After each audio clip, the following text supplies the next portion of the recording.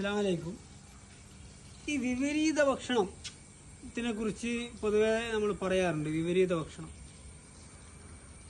ഭക്ഷണം എന്ന് പറയുമ്പോൾ നമ്മളെ മീന്, അതുപോലെ തന്നെ മുട്ട, പാല്, ഇതൊക്കെ ഒരുമിച്ച് കഴിക്കുന്നതിനാണ് നമ്മൾ വിപരീത ഭക്ഷണം എന്ന് പറയാം. ഒരുമിച്ച് കഴിക്കാൻ പാടില്ലാത്ത ഭക്ഷണങ്ങൾ. പാലിൻ്റെ കൂടെ മുട്ട പറ്റൂല, മുട്ടേൻ്റെ കൂടെ മീന് പറ്റൂല എന്ന് പറഞ്ഞ പോലെ ഇങ്ങനെയുള്ള ഭക്ഷണങ്ങൾ കഴിക്കാൻ പാടില്ല ഒരുമിച്ച്. ഇതിൻ്റെ കൂടെ വേവിച്ച ഭക്ഷണത്തിൻ്റെ കൂടെ നമ്മൾ ഫ്രൂട്ട്സ് അങ്ങനെയുള്ള കഴിക്കുമ്പോൾ ഓരോന്നിനും ഓരോ തരത്തിലുള്ള വ്യത്യസ്തമായ ദഹനരസങ്ങളാണ് ഉൽപ്പാദിപ്പിക്കപ്പെടുക.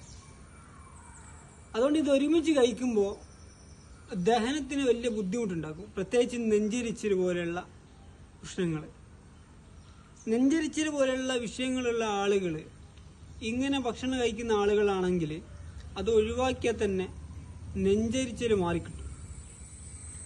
രണ്ടാമത്തത്, വെള്ളം ഭക്ഷണത്തിൻ്റെ കൂടെ കഴിക്കാൻ പാടില്ല എന്നുള്ളതാണ്, കുടിക്കാൻ പാടില്ല എന്നതാണ്. എന്നാൽ ബിരിയാണി പോലെയുള്ള, നെയ്ച്ചോറ് പോലെയുള്ള ഭക്ഷണങ്ങളെ കൂടെ ചിലപ്പം വെള്ളം കുടിച്ചേ പറ്റൂ എന്നുള്ള അവസ്ഥ ഉണ്ടാവും. അല്ലാതെ ദാഹിക്കും. അപ്പം നമുക്ക് ഇളം ചൂടുവെള്ളം കുടിക്കുന്നതിനെ കൊണ്ട് വിരോധമില്ല. കാരണം വെള്ളം എന്ന് നമ്മൾ പറയുമ്പോൾ അത് പച്ചവെള്ളത്തിനെയും മഴവെള്ളത്തിനെയും ഉറവ് വെള്ളത്തിനെയും എന്ന് പറയാം. അത് കിണറ്റിലുള്ള വെള്ളം, അല്ലെങ്കിൽ മഴവെള്ളം, അല്ലെങ്കിൽ സംസം വെള്ളം, അതുപോലെയുള്ള വെള്ളമാണ് പച്ചവെള്ളമായിട്ട് അല്ലെങ്കിൽ വെള്ളമായിട്ട് നമ്മൾ പറയാം.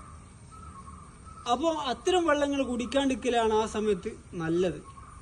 ഒന്ന് ശ്രദ്ധിക്കേണ്ടത്, മുട്ട, പാല്, അതുപോലെ തന്നെ മാംസം, ഇത് ഒരുമിച്ച് കഴിക്കരുത്. രണ്ട്, വേവിച്ച ഭക്ഷണത്തിൻ്റെ കൂടെ പച്ച ഫ്രൂട്ട്സ് എന്ത് ചെയ്യരുത്, കഴിക്കാൻ പാടില്ല. ഇത്രയും കാര്യങ്ങൾ ശ്രദ്ധിച്ച നെഞ്ചരിച്ചൽ പോലെയുള്ള പ്രശ്നങ്ങൾ മാറിക്കിട്ടും.